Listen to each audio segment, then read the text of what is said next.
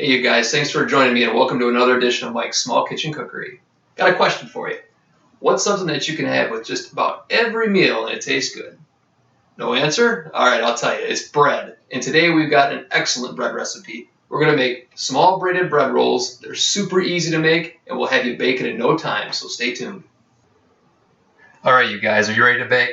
Got all my ingredients set over here prepared and ready to go. So first off, I guess I'll let you know what we're using.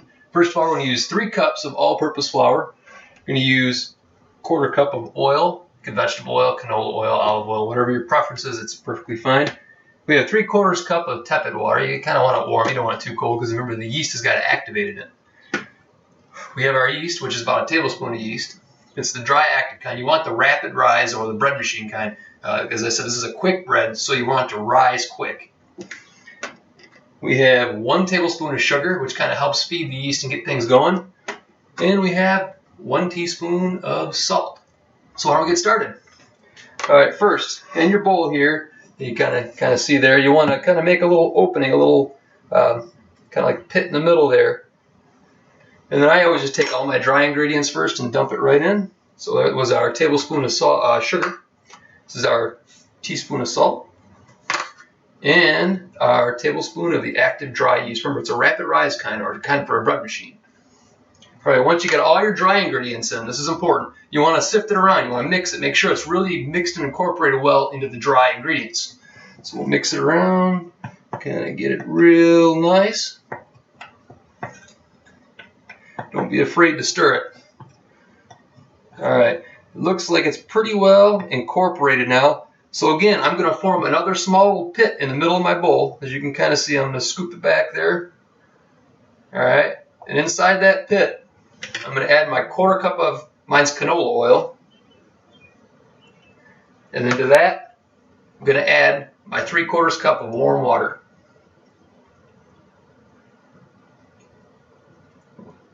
All right, there we go.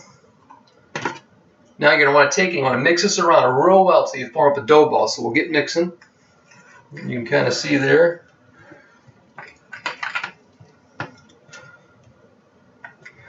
After everything's pretty well mixed, you can get in there with your hands and kind of work it. Because again, you're wanting to form up a small dough ball. And that's it's real important. I mean, that's you want to make that kind of tight for your initial proofing. All right. So now we'll get in there, we'll mix it. I find it's easier to kind of twist it while you knead in the extra flour there. Yes, it's forming up really good.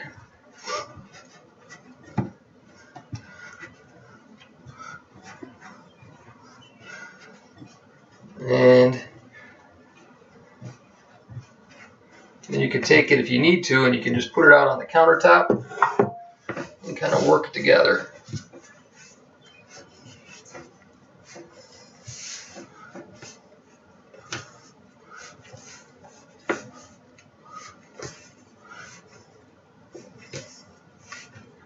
Once all the kneading mixing's done, then we're going to oil the top of it. Then we're going to put it into the bowl with a little plastic wrap to cover it to let it proof. If your dough appears to be a little too dry, mine looks a little dry, you can always add a little extra water to it. You try to want to be real careful. You don't want to add too much water because that can really cause the dough just to become more pasty and it just won't rise right and it won't work for you. So I always keep a little extra in my measuring cup. Pour it on top. Fold it in. Yeah.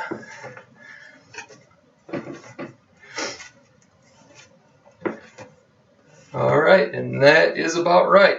So what we're going to do now is we're going to take our plastic wrap over there and we will cover our dough and we'll let it rest for about 15 or 20 minutes. And when we come back, it will be ready to divide and make into the braided bread rolls.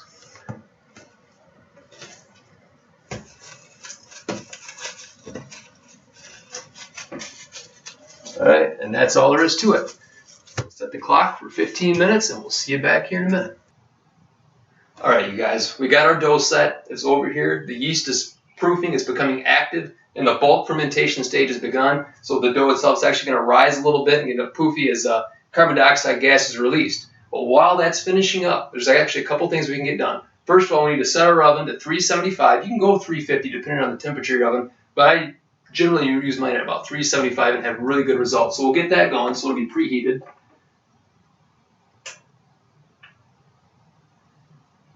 All right, and after you get that going, that's preheating. The dough's finished rising. Then we can prepare our baking sheet. So I have an 11 by 17 baking sheet that I like to use, and that way I can get several of them on there, get them all baked in the oven all at once and be done. So we'll take that, and then I already have a pre-trimmed piece of parchment paper here. Wonderful. It keeps things from sticking to the pan, as well as keeps the bottom kind of insulated so you're not going to end up with a real dark brown burnt bottom of your bread. So we'll get that on there. Doesn't really have to be stuck down with any oil or anything like that. Just set it on there, and we are good to go. So now we're just waiting for the oven to preheat. We're waiting for the dough to finish bulk fermentation, and we can get started with the braiding. Okay, so our oven's preheated, and our dough is done with its first bulk fermentation phase. It's all done. It's risen. We're going to go ahead and unwrap it, which you can do like this. Let it roll out onto the tabletop. And then we're going to take and we're going to press down on it and fold it over. What we're trying to do is release any of that stored carbon dioxide gas and kind of just make sure all the yeast is well distributed through our dough. All right. So now that is done. Now we're going to take, which everybody has, it's a butter knife. I find this the easiest way to divide the dough. I mean, unless you have like a dough cutting tool, this is the way to go. So we cut it in half. We got 2 halves. Cut each of those halves in half.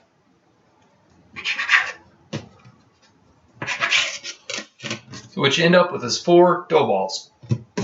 Now you can take and roll those if you like. Kind of shape them up into individual dough ball.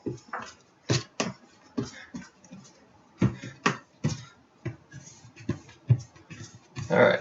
Then I take the individual dough ball and I just kind of knead them both for a few minutes just to help build up that gluten. Gluten is a protein that's found in the bread, and by kneading it, you actually work up those strands and build it up. You don't want to overwork it because that'll prevent your dough from rising well, but you want to work it up a little bit just to kind of for the overall texture of the bread to turn out well.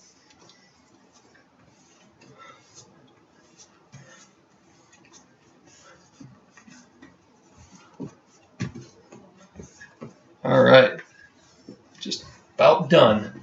Then we can get to the braiding phase.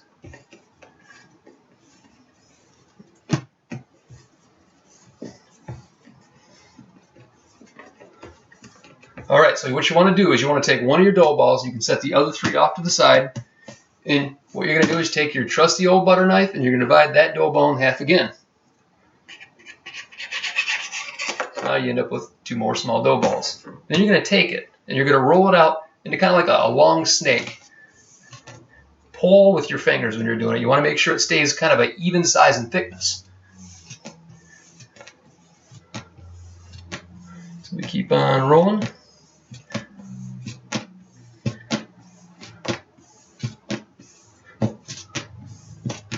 And you can see the snake, it actually is up about maybe 1 foot in length. So we got that done. And we're going to take the second one there. Same thing, really super easy. Just keep rolling it out into a long, thin snake.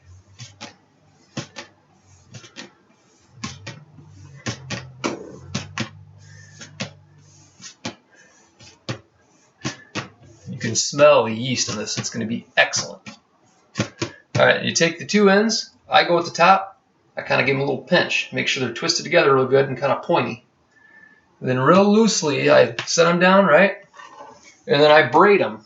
Sometimes it helps to take a little bit of flour on your hands, maybe just slightly rub each of the snakes. This kind of helps them prevent it from sticking together and staying individual as the baking in the oven takes place. That way when it gets out, it doesn't look like just a big knotted loaf. It actually looks like a braided piece of bread. All right, then loosely I fold one end over.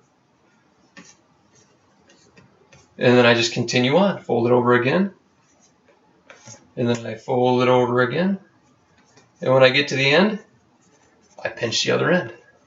You guys want to see that up close? All right. We'll do that just for in 1 second. All right, then you take your braided bread loaf, rather, and you're going to set it on the pan. All right, ready for 1 or 2? All right, we'll get number 2 done. Okay guys, as promised, now for the close-up. That way you can see just how to do this. All right, yeah, take one of your dough balls, set it down. You can see it's perfectly round, pretty, Take your butter knife, divide it in half, just like we did in the first one. Then we want to roll it out. So we take with your hands, remember you're doing that rolling motion to form a long snake about 1 foot long. Remember to try and keep it as even as you can. That way it bakes up evenly in the oven.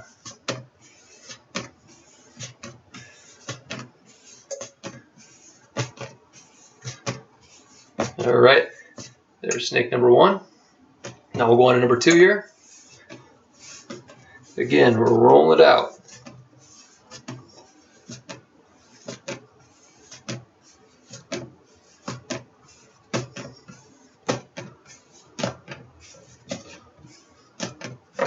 All right, we got 2 of them, about 1 foot long each. We're going to take and pinch the ends together like we did on the first one. Kind of leave it pointy. All right, then I like to take a little bit of flour, just a very, very little bit, just enough to barely coat your fingertips, and just kind of brush it on there.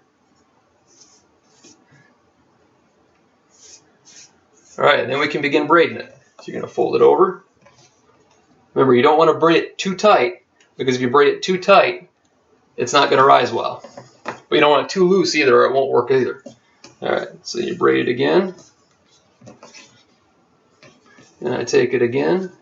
And normally you can fit about 3 to 4 braids per loaf. And one more time. All right, then I pinch the end, kind of push together to give it a little bit of shape. And then I transfer it over to my baking sheet. All right, I've got 2 more to go, and then we'll get them in the oven. All right, you guys are doing a great job. We got the bread dough made. We've got it bulk fermented. We've got it formed into loaves. As you can see here, I've ended up with about 4. We got them on the parchment paper there. Want to be real careful not to lose them after all that hard work. We'll get those in the oven here in about 15 minutes. We have to do one last final fermentation that allows the dough to begin to rise again. That way when we put it in the oven, it bakes up beautifully and we get a nice golden brown bread. All right, so patience, you're so close to being done. All right, guys, it's been 15 minutes. Our little loaves have finished their second fermentation and they've risen quite nicely. So our oven's already preheated to 375. We're going to stick those in middle rack for about anywhere from about 12 to 15 minutes. I would say the first time you bake it up, you probably want to keep a pretty close eye on it. That way they don't get too brown on you. And you get a perfect golden brown bread. So we'll put those in.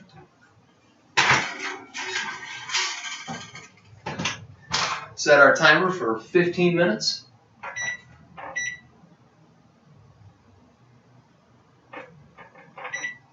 And now the tough part, waiting as the house fills with the smell of fresh baking bread. See you guys back in a minute.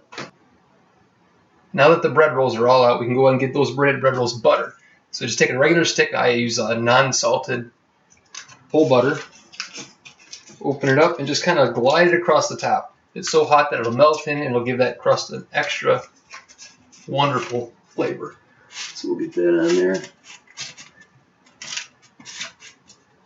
And after you butter, you can transfer those breaded bread rolls over to a serving tray and they're ready to present to your guests.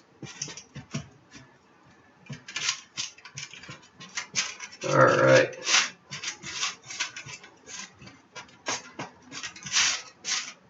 There we go. Transfer those over.